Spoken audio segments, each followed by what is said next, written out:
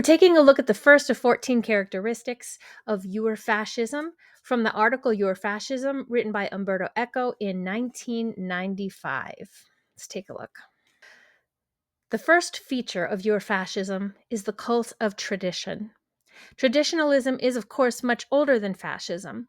Not only was it typical of counter-revolutionary Catholic thought after the French Revolution, but it was born in the late Hellenistic era as a reaction to classical Greek rationalism. In the Mediterranean basin, people of different religions, most of them indulgently accepted by the Roman pantheon, started dreaming of a revelation received at the dawn of human history. This revelation, according to the traditionalist mystique, had remained for a long time concealed under the veil of forgotten languages. In Egyptian hieroglyphs, in the Celtic runes, in the scrolls of the little-known religions of Asia. This new culture had to be syncretistic. Syncretism is not only, as the dictionary says, the combination of different forms of belief or practice. Such a combination must tolerate contradictions. Each of the original messages contains a sliver of wisdom, and whenever they seem to say different or incompatible things, it's only because they are alluding allegorically to the same primeval truth. As a consequence, there can be no advancement of learning. Truth has already been spelled out once and for all, and we can only keep interpreting its obscure message. One has only to look at the syllabus of every fascist movement to find the major traditionalist thinkers. The Nazi gnosis was nourished by traditionalist, syncretistic, occult elements. The most influential theoretical source of the theories of the new Italian right, Julius Evola, merged the Holy Grail with the protocols of the Elders of Zion, alchemy with the Holy Roman and Germanic Empire. The very fact that the Italian right, in order to show its open-mindedness, recently broadened its syllabus to include works by de Maistre, Guénon, and Gramsci is blatant proof of syncretism. If you browse in the shelves that, in American bookstores, are labeled as New Age, you can find there even St. Augustine, who, as far as I know, was not a fascist. But combining St. Augustine and Stonehenge, that is a symptom of Ur-Fascism. I want to take a look at the very first thing that Eco said, which is the first feature of Ur-Fascism is the cult of tradition. And so I want to take a look first at what a cult is. So this is an article that was written in Arab American Institute, and it just talks a little bit about the characteristics of a cult. It says, cult leaders throughout history share many characteristics. They're narcissists who seek the limelight. There's a chapter in the book about public attention and attention to the public sphere, and I talk quite a bit about Trump. And what I say is, he's got one kind of simple trick and insight into attention, which is simply that in the attention age, when attention is more valuable than ever, getting it and the quantity of it is more important than whether it's positive or negative. I have a really, really loud kid right now. Oh my God, he's playing in the oven. They never avoid conflict, but rather seek it out as it places them at the center of attention. She was always of Indian heritage, and she was only promoting Indian heritage. I didn't know she was black until a number of years ago when she happened to turn black, and now she wants to be known as black. Now I think you should nominate me or at least vote for me, and we should win together. They project success and power, never admitting failure, error, or wrongdoing. I think I am probably, a friend of mine said, you have to be the most perfect person. It was beautiful. It was just a perfect conversation. And use humor to ridicule and demean their opponents. Written by a nice reporter. Now the poor guy, you got to see this guy. Oh, I don't know what I said. I don't remember. He's going like, I don't remember. Oh, maybe that's what I said. Kamala is mentally impaired. They are charismatic and persuasive, convincing their followers that they alone know their fears and insecurities, and they alone can address them. Nobody knows the system better than me.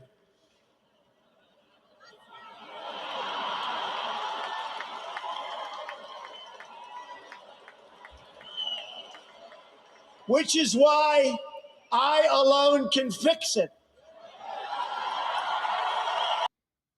At the same time, by creating this identification with their followers, cult leaders convince the faithful that those who oppose them or seek to bring them down are not just the leader's enemy, but their enemy as well. And I say it to people, we have a bigger problem, in my opinion, with the enemy from within. And it drives them crazy when I use that term. But we have an enemy from within. We have people that are really bad people that I really think want to make this country unsuccessful. Cult leaders project a vision of success. If I win, you win, and all will be well in the future. But you are going to be so proud of your country because we're going to turn it around and we're going to start winning again. We're going to win so much. We're going to win at every level.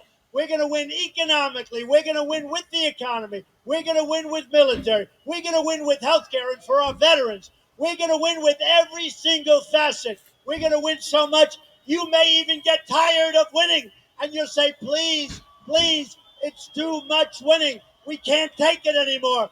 Mr. President, it's too much. And I'll say, no, it isn't. We have to keep winning. We have to win more. We're going to win more. We're going to win so much. If I lose, you lose, and we're all going to hell. If we lose this election, this country's finished. I really believe it. This country is finished. And I also wanted to talk a little bit about traditionalism. One of the things that we're seeing is that this new regime is working very, very hard to move us back to traditional views, backwards to traditionalist ideologies. From the earliest days of our republic, faith in God has always been the ultimate source of the strength that beats in the hearts of our nation. We have to bring religion back. But in doing so, he is erasing all of the progress that we have made. In a few moments, I'll sign a historic executive order to ban men from competing in women's sports. It's about time. My administration will not stand by and watch men beat and batter female athletes. From now on, women's sports will be only for women. All of the knowledge of the world is already out there, which means that we cannot continue to think critically and come up with new ideas and new ideologies or to understand what's already been there from a new perspective. This week, I will also end the government policy of trying to socially engineer race and gender into every aspect of public and private life. We will forge a society that is colorblind and merit-based. As of today, it will henceforth be the official policy of the United States government that there are only two genders, male and female.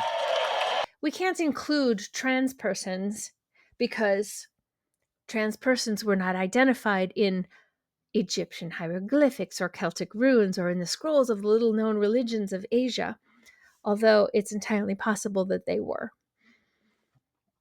And we certainly can't have women doing things like voting or having checking accounts because in early Christian scriptures, women were not allowed to do those things.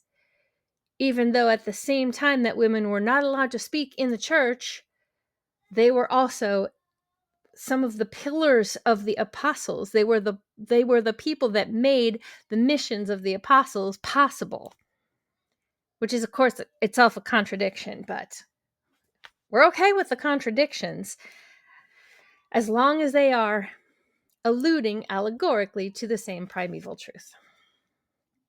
To confront such weaponization and religious persecution, today I'm signing an executive order to make our Attorney General, who's the head of a task force, brand new, to eradicate anti-Christian bias. About time, right? Anti-Christian bias. So I would say that the first feature of Ur-Fascism, which is the cult of tradition, this new Trump regime has all of the earmarks and hallmarks of the cult of tradition. So, as I've said in another video, yay! We're one for one. Please subscribe to my channel. I am trying to get 50 subscribers so that I can do lives on YouTube. And again, I'm Snarky Positivity. The positive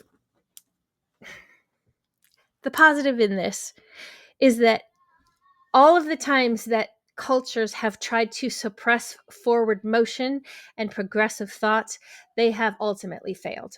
And so right now, it just feels like it's never going to end. But this too ultimately will fail. And we will once again be able to continue in progressive thought and critical thinking. So that's my positive note for today. Thanks again. Okay, bye.